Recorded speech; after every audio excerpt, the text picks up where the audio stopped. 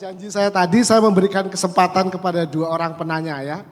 Yang tadi belum mendapatkan kesempatan, pertama kepada Ibu Ita dan kemudian nanti kepada Bapak ya. Silakan Ibu Ita, ya silakan menyebut. 30 menit lagi setelah ini turunin. Terima kasih. Dan kepada siapa ya? Iya. Terima kasih. Assalamualaikum warahmatullahi wabarakatuh. Waalaikumsalam. Ya. Karena tadi sesinya Pak Oto ya. Ya, bertanya kepada Pak Oto, Pak, ya saya Bu Ita dari FDC Dental Clinic, Pak, gitu ya. Jadi saya ini lebih berpikir gitu ya.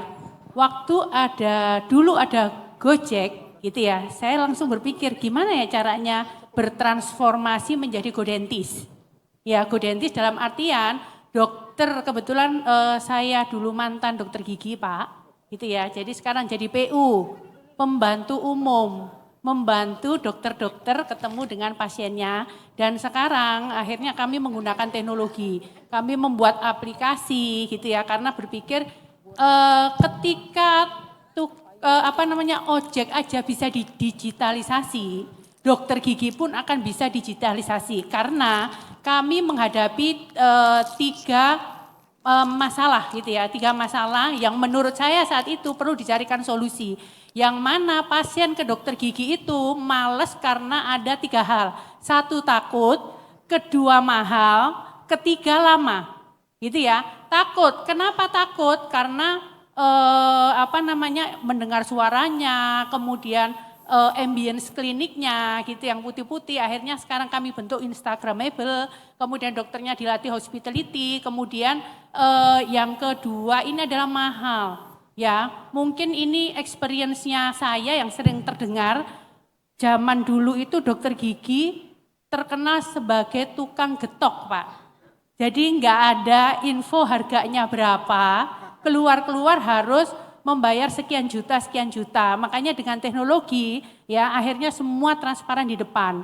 Kemudian yang ketiga lagi ini adalah tentang lama. Ya, lama ini rata-rata customer kami sekitar 2.000, Pak, seharinya. Kalau mencari jadwal melalui WA, pasiennya belum menjawab, akhirnya 5 menit kemudian jadwalnya terisi. Satu pasien itu bisa 30 sampai 1 jam.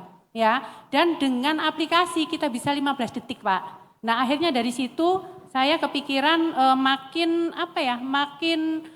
seneng gitu ya dengan teknologi gitu ya. Tapi gimana caranya ya, teknologi ini kan cepet banget, Pak.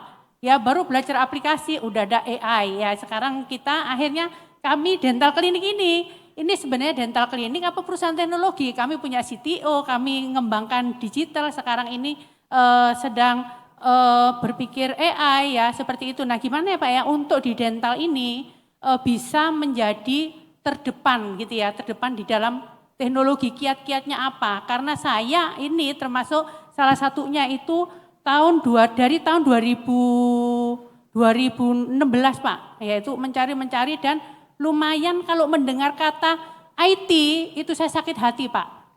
Awalnya karena sudah ditipu miliaran nggak karu-karuan, Pak. Karena apa? Oh, coding ini harus bayar udah 50%, 80%. Siapa yang nentuin? Oh, ibu kan dokter, nggak tahu coding, tapi kami harus membayar. Ya, sampai 4 kali, Pak. Makanya saya sebenarnya sudah paling enek gitu mendengar kata IT. Tapi sekarang ya bersyukur, Pak, dengan adanya IT. Itu aja, Pak, terima kasih. Apa yang kita lakukan, inovasi di DCI yang kita lakukan, itu kita sebelum kita meng-approve satu innovation, kita mesti mengukur dulu. Goalnya apa? Satu secara kualitas, satu lagi secara kuantitatif, secara financial. Sampai kami mampu menghitung ROI-nya sebelum kita approve. Nah, itu kami terapkan. Karena bisnis kami, contohnya di DCI, yang kami terapkan, kami menerapkan implementasi dari IoT dan Artificial Intelligence dalam menjalankan operasi kami. Tantangan yang kami hadapi, ini data center ini, walaupun tier 4 mengizinkan 5 menit dalam setahun, kalau sampai mati, ini kehilangan kepercayaan sama customer. Reputasi kami rusak. Insya Allah sampai hari ini sejak tahun 2013 kami beroperasi 10 tahun, kita zero downtime. selama 10 tahun. How do we achieve this? Tidak mungkin mengandalkan disiplin dari manusia. Ya. Jadi kami berinovasi dengan clear satu quality. Kedua, dari si return on investment-nya. Impact-nya yang lain apa secara financial? Kembali nggak investasi? Sehingga akhirnya kita punya keberanian untuk berinvestasi dan punya clear target. Ini harus selesai di tanggal segini, lalu kita measure financial impact-nya. Nah, dengan impact itu, secara kuantitatif yang lain adalah productivity per head count di DCI itu 10 kali lipat. Jadi kami punya target per satu staff engineer, on-site engineer yang menjaga data center selama 24 jam 7 hari. Dia harus bisa menghandle on the long run 2 megawatt IT load. Artinya itu hampir 1000 rak komputer. Ya. Kedua, kita nggak bisa afford human error. Nah, kita hitung BT ini.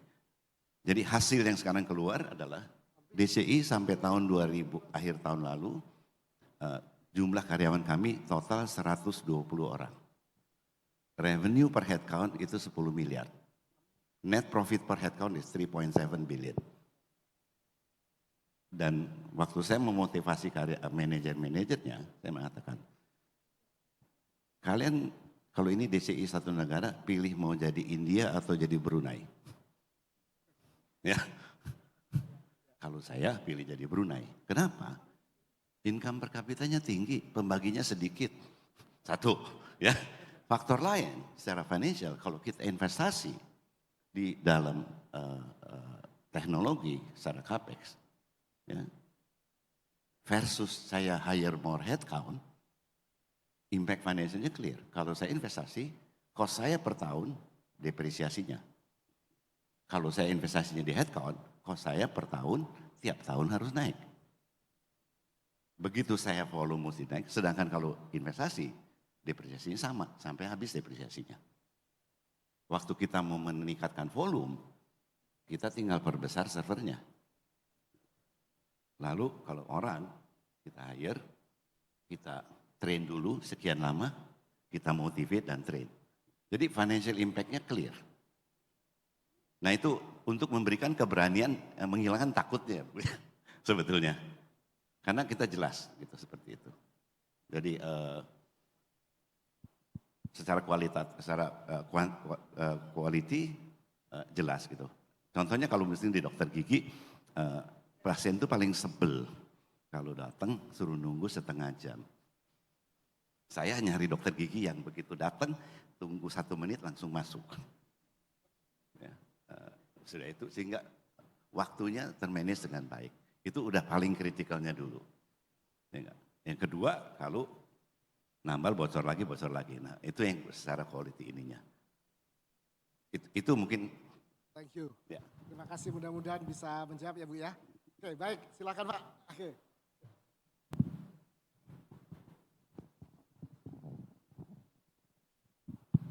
Baik, bismillahirrahmanirrahim. Assalamualaikum warahmatullahi wabarakatuh. Selamat siang semuanya, salam sejahtera untuk kita semua. Terima kasih. Sebelumnya perkenalkan nama saya Suryandaru Pak. Surya, saya muridnya Pak Kris. Dulu sempat di Ristek juga 2 tahun ngembangin inovasi. Dan juga muridnya Prof. Nurul, Pak Toto dan Pak Aswin. Dan kesempatan kali ini sungguh sangat berharga. Dan saya lihat memang ini adalah inovator dan juga sekaligus entrepreneur. Karena saya lihat juga mungkin ini lebih fokus ke Pak Toto. Memulai sesuatu yang orang lain belum mulai gitu Pak. Dan itulah inovator sekaligus entrepreneur gitu ya. Ketika orang belum mulai, Pak Toto udah mulai, sama seperti Prof. Nurul. Cuman mungkin momennya belum sama nih, belum ketemu gitu. Dan juga mungkin saya perkenalkan banyak aktivitas, mungkin bareng Prof sebagai Direktur Utama di Nanotech Indonesia Global TBK, Pak Toto, di Nanotech Group bersama dengan Prof. Nurul. Nah saya lihat memang perjalanan dari dari DCI ya Pak ya, dari Pak Toto sendiri, ya tentu ini perjalanan yang juga panjang. Karena dulu ketika memulai, ekosistem internet udah mulai menggeliat, barulah kemudian bisnis internetnya melambung gitu. apapun orang bisnis internet pasti butuh data center gitu Pak ya. Nah ini yang mungkin dilihat. Nah kita memang masih belum ketemu ekosistemnya, belum ketemu momen. Nah saya pribadi mungkin karena masih muda jadi nano versi muda ini. Dulu dan mungkin butuh nasihat gitu ya dalam perjalanan ke depan. Saya nggak tahu di usia 34 saat ini mungkin Prof juga masih muda juga ya. Nah mungkin nasihat-nasihat apa sehingga kita lebih konsisten karena perjuangan di dunia teknologi ini tidak mudah ya Pak Toto ya. Dan juga strugglingnya juga, empati juga. Kami bangun yayasan juga, membangun anak muda juga gitu ya, membangun startup juga. Nah ini mungkin ketika kami masuk ke IPO ini sebetulnya enter Pak Toto. Jadi kita tidak sedang exit seperti teknologi-teknologi yang lain gitu ya. Mungkin mereka exit karena ada venture capital yang ada di sana, investor. Kalau kami enggak. Karena kami memang sendiri self fundingnya bareng Prof, ngais-ngais sendiri gitu Pak Toto ya. Jadi perjalanan kita ini memang perjalanan mau enter. Cuman ternyata pasar modal ini gelap ternyata. Banyak hal-hal yang kita tidak tahu gitu ya. Dan ini mungkin kami butuh nasihat juga dari Pak Toto dalam perjalanannya. TBK kemudian juga memiliki market cap yang sangat luar biasa. Mungkin itu dari saya. Terima kasih. Wassalamualaikum warahmatullahi wabarakatuh. Terima kasih. Pak Toto mungkin bisa dijawab dengan... Kalau IPO sebetulnya saya nggak ahli. Pertama kali dalam hidup saya itu DCI IPO baru belajar.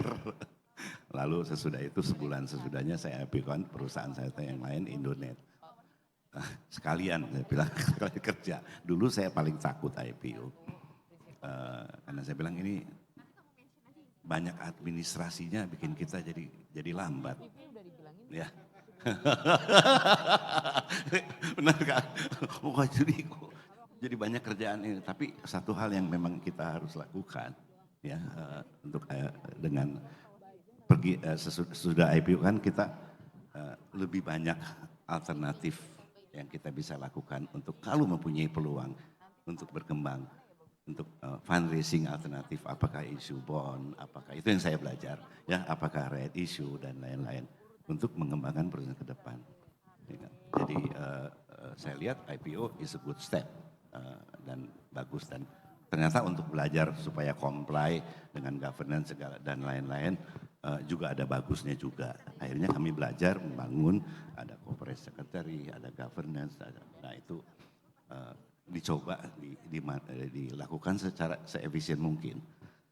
Di situ karena kita mencoba berinovasi terhadap peraturan, contohnya kok bikin annual report tiap tahun kenapa sih mesti aturannya media cetak harus sama dengan yang ada di web, saya bilang. Harus sama, saya bilang annual report kan tujuannya untuk memberikan informasi tentang perusahaan kita. Kenapa nggak pakai video aja ya kan nggak usah baca kalau gitu, nggak diizinkan gitu, ya kita akalin. Di depannya, di sampulnya depan ada gambar Gatot Kaca karena kita bangga dengan ininya. Lalu ada QR code-nya, kalau QR code-nya di-scan, keluarlah video tentang DCI gitu. Inovasi kita bisa lakukan di sana. Terima kasih. Masih ada waktu, 5 menit kurang lebih ya. Dari sisi, ada pertanyaan lagi? Oke, Ibu. Satu lagi, ya silakan. Mohon untuk menyebutkan namanya dan company-nya dan kepada siapa, apakah kepada bertiga atau salah satu. Silakan Bu. Tes, oke. Selamat siang Bapak Ibu sekalian. Perkenalkan nama saya Hileri dari Bintang 7. Sebelumnya terima kasih atas Bapak-Bapak sekalian pada siang hari ini dapat banyak insight. Dan sebelumnya saya pengen banyak belajar nih, pengen nanya sharing lagi dari Pak Aswin gitu. Nah jadi tadi kan sempat dijelasin ya Pak terkait culture yang lagi dibangun itu adalah passion for innovation.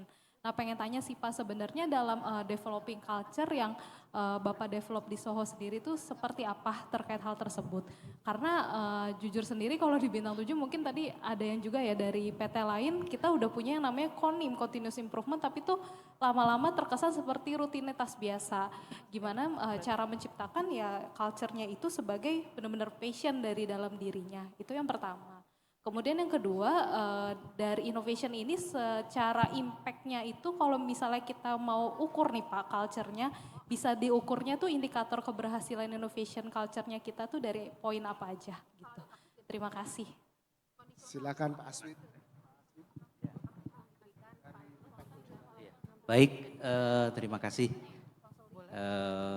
Pertama bertanya tentang corporate culture ya terkait dengan passion for innovation. Jadi kami di Suhu Global Health Group itu memang kita ada satu terkait dengan passion ini, terkait dengan culture ini, banyak satu aktivitas yang harus dilakukan. Jadi bukan hanya terkait dengan continuous improvement, tetapi juga terkait dengan inovasi dari berbagai sisi. Jadi inovasi tidak berarti bahwa kaitannya dengan produk, tetapi inovasi terkait dengan sistem, terkait dengan bisnis proses, kemudian tentu saja juga terkait dengan inovasi dengan produk. Nah kemudian bagaimana mengukurnya? Mengukurnya tentu saja ada beberapa performance indikator yang dilakukan terkait dengan balance scorecard yang ada. Jadi di dalam balance scorecard ketika kita menyusun KPI itu ada kaitannya misalnya yang kita korelasikan dengan corporate culture kita gitu. Kemudian ujung-ujungnya adalah ketika inovasi yang ada, ujung-ujungnya adalah impact-nya pada apa? Pada EBITDA. Jadi ini impact-nya apa? Ada misalkan terkait dengan produk baru, ini menyumbang EBITDA berapa sih? Gitu terhadap jadi total EBITDA terhadap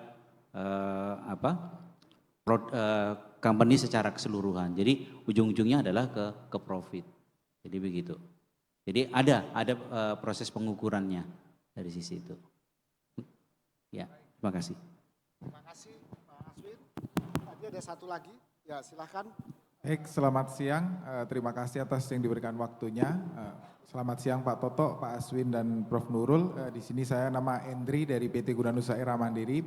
Saya akan menanyakan satu hal kepada Prof Nurul ya terkait untuk teknologi nano. Jadi saya juga pernah berdiskusi terkait nano bubble ya Pak untuk teknologi water treatment ya.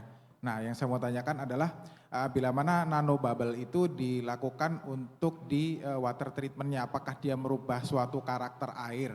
Ya seperti ketahui kan kita ada beberapa teknologi yang pakai RO. Nah kalau RO sendiri itu kan dia ada wastewater yang dibuang sehingga tidak bisa digunakan. Nah apakah kalau dengan teknologi nano bubble itu apakah semuanya itu bisa digunakan sehingga tidak ada air yang terbuang? Itu yang pertama. Nah kemudian yang kedua terkait untuk di efek produk nano sendiri tadi kan sudah disampaikan untuk produk herbal ya ataupun produk yang rempah-rempah. Nah apakah ada efek kalau untuk buat produk biji-bijian atau seed ya secara karakternya dia berbeda sehingga dengan pecah ukuran semakin kecil apakah nanti berpengaruh terhadap shelf life ataupun ya reaksi kimia sehingga menurunkan dari kualitas mutu tersebut. Terima kasih, selamat siang. Silakan Prof Nurul. Terima kasih Pak.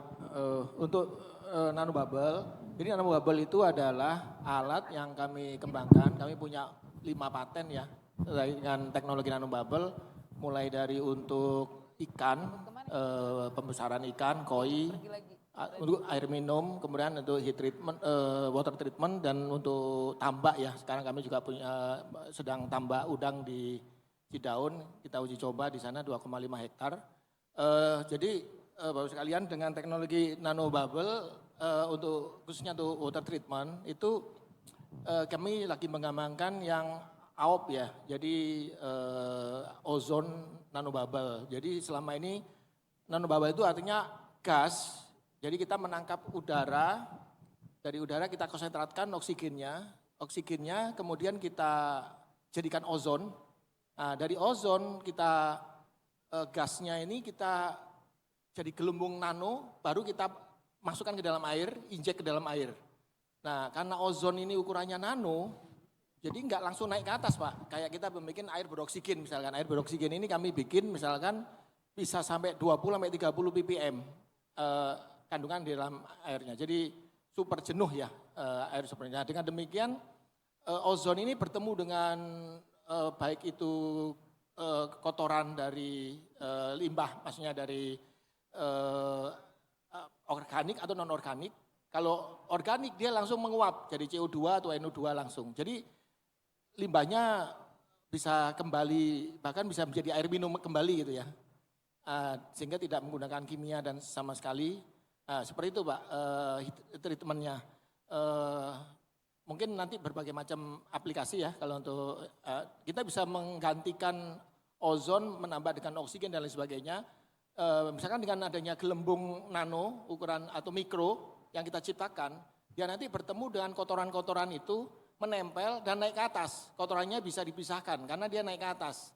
Kayak misalkan kami di udang faname, kotoran-kotoran ikan itu naik ke atas. Tinggal kita ambil aja, kita serokin karena dia ada gas yang menempel di kotoran-kotoran itu. Jadi dengan teknologi nano bubble kita bisa banyak ya memisahkan kotoran dan lain sebagainya. Pertanyaan yang pertama seperti itu, untuk RO dan lain sebagainya sih ini bukan dengan adanya nano bubble penyaringannya mungkin lebih ringan gitu maksudnya, mungkin seperti itu. Yang terakhir untuk pengaruh nano ya biasanya ini teknologi ya. Kadang-kadang orang dalam proses pembuatan nano itu salah, sehingga karena dia harusnya kalau ukurannya semakin lebih kecil, dia tuh lebih reaksinya lebih cepat gitu ya. Nah, kalau kita salah di dalam treatment bikin nanopartikel, tiba-tiba zat aktif kita rusak, belum dipakai udah rusak ya, sehingga itu dosis dikasih banyak tambah tidak bagus. Kalau pengalaman kami dengan menghaluskan ukuran, mendekati ion, misalkan kita bisa sampai 150 nano, itu efikasinya biasanya sih yang pengalaman kami jauh lebih tinggi. Kelarutannya juga bisa 2-3 kali lipat gitu kan. Seperti itu sih Pak. Kalau yang dosisnya jadi sedikit lebih gak usah banyak-banyak gitu, dosisnya lebih dikit, tapi dampaknya lebih besar gitu. Kira-kira pengalaman kami sih seperti itu. Tapi kalau salah membuat nano partikelnya biasanya rusak bahan bakunya, kemudian tidak jadi. Demikian Pak, terima kasih. Baik, terima kasih. Panitia kita sudah masih dikasih waktu atau sudah selesai? Oh sudah habis waktunya. Pak Kris ada yang mau disampaikan Pak Kris untuk kita menutup event ini? Terima kasih Pak Yu, kalau boleh nih sekali lagi para pembicara 1 menit masing-masing menjawab pertanyaan masing-masing. Bagaimana Anda sarankan pada para audiens ini how to make innovation management work in your organization? Umum saja. Silakan, mulai dari siapa? Ya, kalau kami karena latar belakangnya peneliti ilmuwan ya, saya mengembangkan produk itu sebenarnya sama dengan Pak Toto. Jadi tidak ada keinginan untuk jualan ya, kita ingin mengabdi ya, teknologi kita dipakai orang kita senang. Meskipun kami punya ada berbagai macam produk, ada 50 lebih produk yang sudah kami keluarkan, itu satu pun bukan produk kami, itu ada produknya UMKM, produknya industri yang kami bantu. Mungkin yang kami sebagai saintis, perusahaan bergerak di bidang R&D, berharap sangat bantuan sama Bapak sekalian untuk bekerja sama, kasih ke kami pekerjaan, kami yang ngurusin produksi, mengembangkan produk inovasinya gitu Pak. Silakan Bapak sekalian yang berjualan gitu. Itu harapan kami, sehingga Bapak Ibu sekalian nggak usah harus 14 tahun di Jepang untuk belajar nano gitu ya. Jadi kita bisa kerjasama gitu ya, harapannya. Kami ada banyak talenta muda yang bisa membantu. Terima kasih. Baik. Ya, baik. Berdasarkan dari pengalaman kami, inovasi itu akan jalan. Salah satunya adalah masalah komunikasi. Komunikasi itu adalah sangat penting bagaimana kita meyakinkan kepada manajemen gitu ya. Termasuk juga komunikasi pada tim kita. Bagaimana mereka mau melakukan proses inovasi itu dengan baik. Jadi kunci utamanya adalah komunikasi. Ada kalanya ide-ide kreatif itu bagus, tetapi karena tidak dikomunikasikan dengan baik, sehingga penerimanya akan berbeda. Sehingga belum menjadi satu ide yang bisa dikembangkan lebih lanjut, sudah mati sebelum berkembang begitu. Jadi istilahnya adalah komunikasi itu adalah key dari proses inovasi. Begitu. Mungkin itu dari saya. Terima kasih.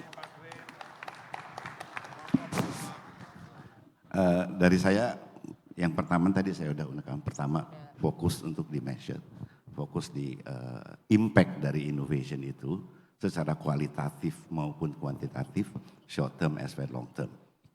Kedua, betul untuk komunikasi adalah ini artinya kami membuat organisasi yang borderless.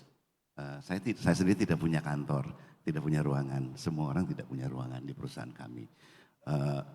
Kedua, saya mempunyai konsep seperti ini. Kalau para manajer dan semua karyawan bekerja dan harus berinovasi, ya dalam lingkungan kerja seolah-olah mereka lagi main game. Bukan karena dipaksa, tapi karena mereka sendiri mau. Dan mereka juga mencoba untuk dapat high score-nya. Kalau saya bisa merubah working environment, seolah orang bekerja sedang main game. Menurut saya success ratio kita akan naik significantly. And then of course communication. Ya, jadi kalau apa yang kita selectlah dari top management. Dari dasar tadi yang di measure. The rest is that. Satu tambahan lagi. Pak Aswin ada tambahan, monggo. Jadi setuju dengan disampaikan oleh Pak Toto tadi. Jadi bagaimana tim kita seakan main game. Jadi perlu juga kita sadarin bahwa sukses atau tidaknya inovasi, tim kita itu harus mencintai pekerjaannya. Nah itu adalah kuncinya. Jadi kalau kita mencintai pekerjaan kita, maka kita pun juga akan berkembang. Kita akan berinovasi dengan baik. Jadi selain tadi komunikasi adalah kita harus mencintai pekerjaan kita. Begitu. Terima kasih. Terima kasih. Bapak Ibu sekalian, in conclusion, kolaborasi, komunikasi, passion. Semoga Anda semua sukses. Thank you.